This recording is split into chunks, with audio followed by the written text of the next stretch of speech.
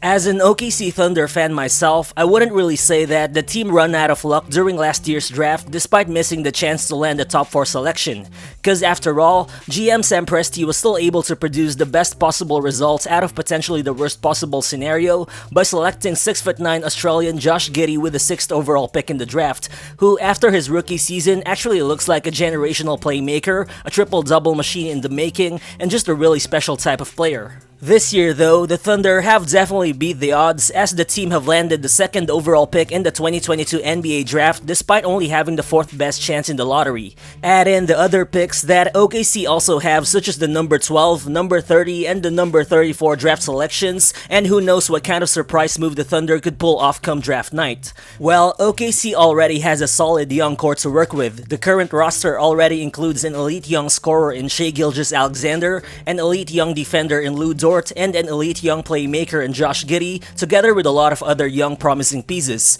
But the Thunder again have a clear chance to add more young talent to that group, only this time they could land at least one of Chet Holmgren, Paolo Banchero, or Jabari Smith Jr, who are the 3 consensus prospects widely considered to be a cut above the rest of the players from the 2022 draft class, which could mean that the arrival of one of these guys in OKC might actually signal the end of the franchise's rebuild. Well, Banchero, Holmgren, and Smith are all versatile quote-unquote big men who I think all have their own strong cases to be a potential star for OKC, and personally, I'd be happy to have either one of the 3 as part of the team. However, each one of these guys also bring varying skill sets to the table, and so in this video, I'll talk about my own perspective about each one of them and how I see their fit with the Thunder's current roster. So what's good guys, it's Real Balls here, but before we move on, if you guys happen to enjoy these types of content, you can show your support for the channel by hitting that like button or by clicking that subscribe button. It only takes a second of your time, but it would be much appreciated. So let's get to it.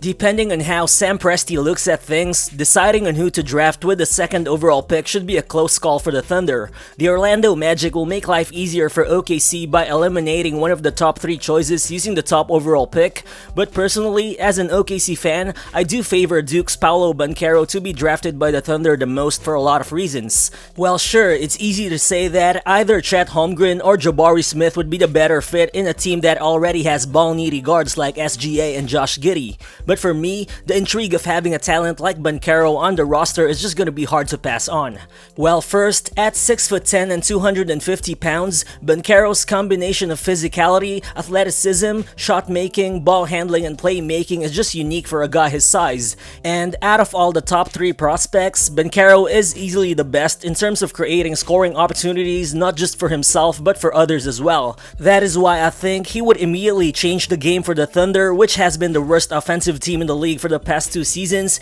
and which can definitely use another elite shot creator other than Shai Gilgeous-Alexander. There's just a lot of things that this guy can do with the ball in his hands, which I think could open up things for the Thunder's offense. Coming from the perimeter, Banchero knows how to use his elite handle and footwork package together with his signature spin move to manipulate defenders and to get all the way to the rim. As in college, his 59.2% finishing mark at the rim in non-post-up situations ranked in the 74th percentile of the entire NCAA Division I, which is a higher percentage than that of other top athletes up top the draft like Jaden Ivey or even Jabari Smith. Aside from that, Banchero also loves to torch defenders with his self-created mid-range jumpers, as he's already one of the best mid-range scorers from the 2022 draft class. Overall, Banchero's 47.5% shooting mark from within 17 feet of the basket ranks in the 93rd percentile of the entire NCAA Division I. But the thing is, despite all the things that he can do with the ball in his hands, Banchero isn't just some shot-hunting guy either.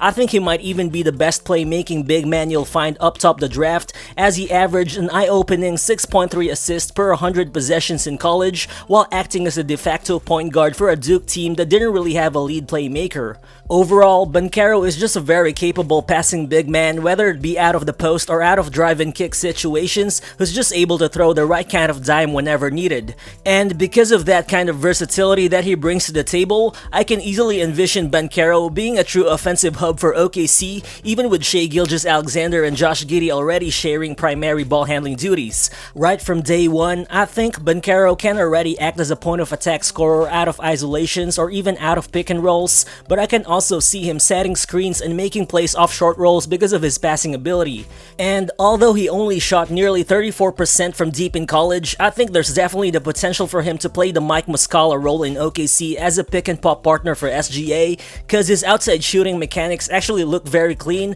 and towards his last 11 games of the season, Banchero even shot an excellent 44% from 3 on almost 5 attempts per game, meaning this guy actually projects to be a real NBA level stretch big man in the long run. Another thing is, I think Banchero has very sneaky hops and leaping ability, which I think were underutilized in Duke, but in OKC, you can just imagine him getting easy interior scoring opportunities out of high-low plays or out of lob passes orchestrated by Josh Giddey's elite playmaking. But then, as everyone already knows, it all boils down to the defensive question for Banchero, as he was often criticized for having lack of awareness and effort on the defensive end. However, watching his film, I think it's easy to buy in on what he can do on defense once fully committed, cause at 6'10" with a 7'1" wingspan, Banchero is already a solid interior help defender, and on the perimeter is also switchable versus guards and wings. In fact, opponents shot a poor 21.9% when defended by Banchero in isolation plays.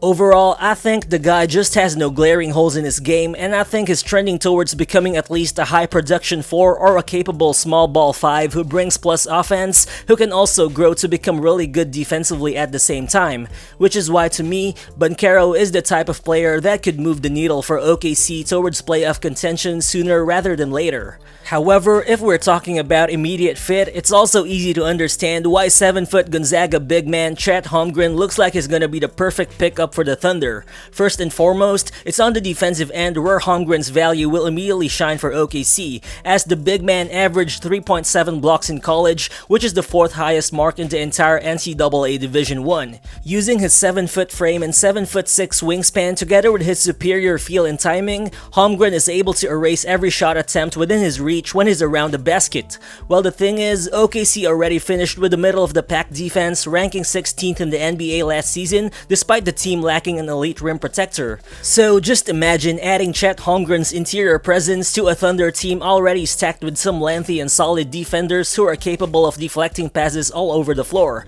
Plus, length and rebounding instincts usually translate at the NBA level, especially for players his size, so I think Holmgren will easily be able to cap up defensive possessions for OKC by grabbing boards, as he did average almost 10 rebounds per game in college. Well, sure, Holmgren still gets in trouble when defending quicker guards in the perimeter cause he just doesn't have the quick twitch hip mobility of someone like Evan Mobley or Bam Adebayo, so I'm not really expecting him to be a big man that can switch full-time when guarding in space, but I think OKC would still be able to slide him in multiple lineups because Holmgren can actually defend various defensive schemes with ease, whether it be drop coverages, switches, or even zones, all because he knows how to use his elite size, footwork, timing, and basketball IQ to his advantage. All in all, I think this guy should still immediately propel OKC to becoming a top 10 defensive team right from the get-go. Then, moving on to the offensive end, one of the biggest selling points for Chet Holmgren is his fluidity and mobility with the ball, as on the open floor, he has time and again displayed the ability to go coast to coast and to create scoring opportunities off a live dribble.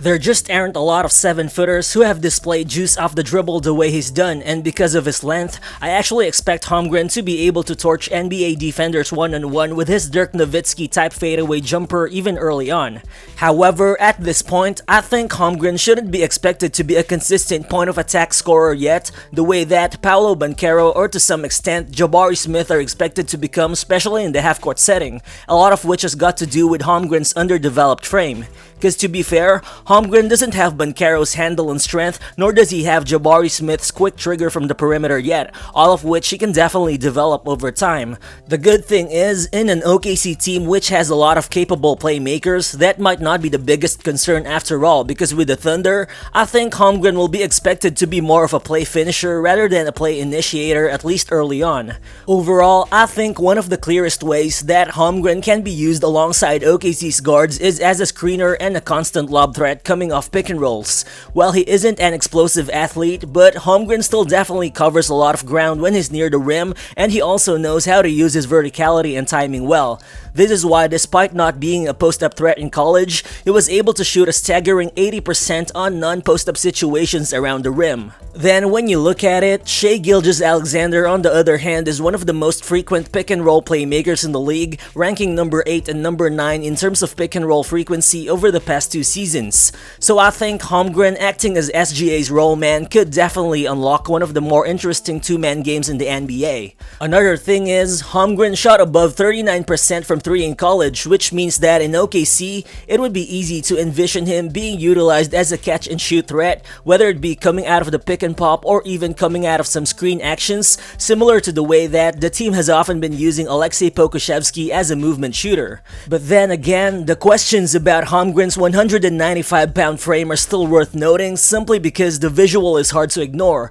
But personally, I'm wondering if these worries might cause us to miss the real point behind the guy's unique abilities. After all, Holmgren has time to add some muscle, and to be fair, he has still displayed the ability to impact the game without needing to rely too much on physicality. Plus, the fact that he can handle, shoot, pass, and play versatile defense all at 7 feet tall, I think, should still allow him to overcome the physical concerns early on. Needless to say, I'm really just intrigued as to what a hypothetical big lineup of Chet Holmgren, SGA, Josh Giddey, Aleksej Pokusevski, and Darius Bazley can do together on the court. Then finally, we go to Jabari Smith Jr., who a lot of people see as potentially the best prospect from the 2022 NBA draft, which could actually be very hard to dispute. Because at 6'10" with a 7'1" wingspan, Smith already has 2 foundational pillars which sets him apart from Banchero and Holmgren, and those are his elite outside shooting mechanics and his footwork, which projects him as a multi-positional NBA-ready one-on-one defender.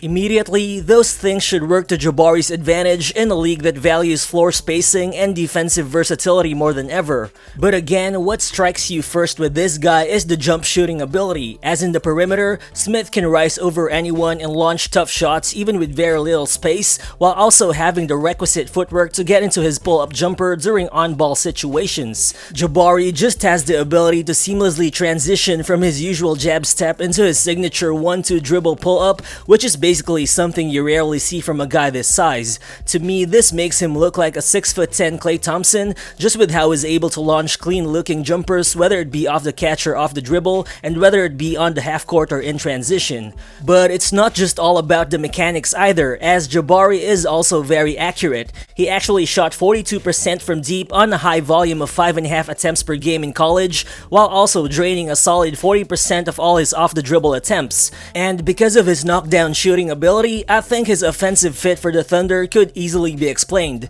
Last season, OKC led the entire NBA in drives per game, and Jabari Smith could easily become the perfect drive and kick target for SGA and Josh Giddey, as in college, more than 73% of Jabari's 3-point attempts came off the catch, and he actually drained 42% of those attempts. This guy could immediately help solve OKC's floor spacing problems. Plus, if Jabari's strong mid-post isolation game does translate in the NBA, who knows how many potential off-ball scoring opportunities for guys like Shai and Josh Giddey can be unlocked. However, my favorite part of Jabari's game right now is still his ability to defend multiple positions in the perimeter, because when he's guarding in space, he just looks like a 6'10" guy trapped in a guard's body with the way he slides his feet against ball handlers. And even though he could sometimes get caught a half step behind his man, Jabari's size still enables him to cut off offensive players' driving or shooting angles. As a result, opponents were limited to 24% shooting in isolation plays when defended by him, which is proof of Jabari's solid and switchable defense. But then, the main question about Jabari's ceiling lies as to whether or not he can improve as a shot creator who can constantly make plays for himself and for others, especially from inside the arc. As in college, Jabari only shot 52.1% on non-post-up situations at the rim. That's actually at least 6 percentage points lower than what 6'4" Jaden Ivey has produced, and I think all of this is because Jabari still lacks the verticality and dexterity as a finisher, which prospects of his magnitude are expected to already have entering the NBA. Also, Jabari's handle is obviously really good for a 6'10" guy, but for someone who spends most of his time operating in the perimeter, I think you would expect him to be able to turn the corner a little bit better against defenders on the way to getting more high percentage scoring chances near the rim, instead of just settling for the type of contested 2-point jumpers that even high-level NBA players struggle to convert at a high rate. But of course, those aren't fatal flaws, and I think a lot of those issues regarding his shot creation and handle could be fixed by adding strength and NBA-level experience over time.